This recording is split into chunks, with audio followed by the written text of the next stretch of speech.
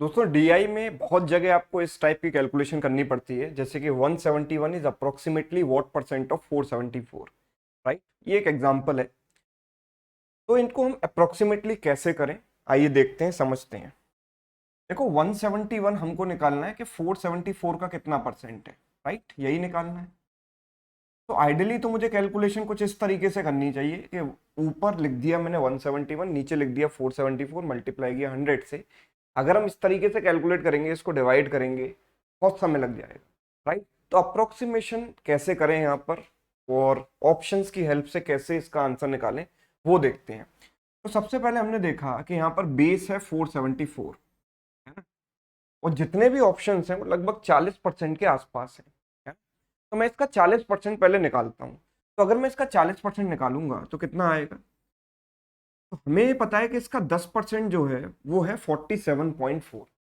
तो 40% कितना होगा, 47.4 इंटू 4, राइट, दिस इज 40%। अगर मैं ये मल्टीप्लाई कर देता हूं तो कितना आएगा, 4 4 the 16 carry 1, 28 plus 1 29 carry 2, 16 plus 2 18, 189.6 मतलब लगभग 190। यस, 190 आ गया।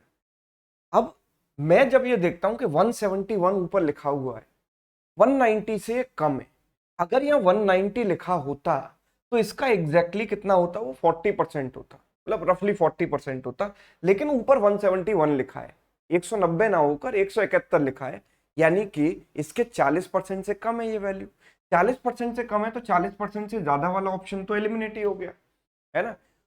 और 40% से कितना कम है वो हम देख लेते हैं। तो 190 में और 171 में कितने का डिफरेंस है, 19 का डिफरेंस है।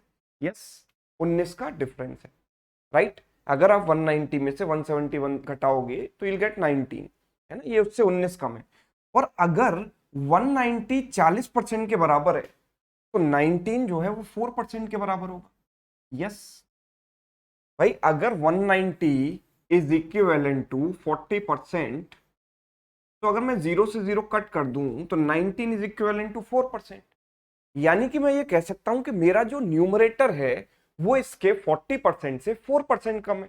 यानी कि मेरा आंसर क्या होना चाहिए, 40% से 4% कम, यानी कि 36%। यस और no, right, 36% is correct answer. इस तरीके से हमको अप्रोक्सीमेट करना चाहिए।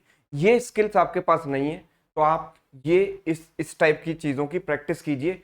जब भी डीआई में या कहीं भी आपको इस टाइप की अप्रोक्सीमेशन कैलकुलेशन करनी पड़े या एग्जैक्ट भी निकालना पड़े, तो आप इस तरह से लॉजिक लगाकर आंसर निकाला कीजिए, तो आपको प्रैक्टिस अच्छी खासी हो जाएगी। तो होपफुली टेक्निक आपको जो है समझ में आई होगी। ये आपको कैसी लगी ये कमेंट करके ज़रूर बताइएगा। Thank you so much.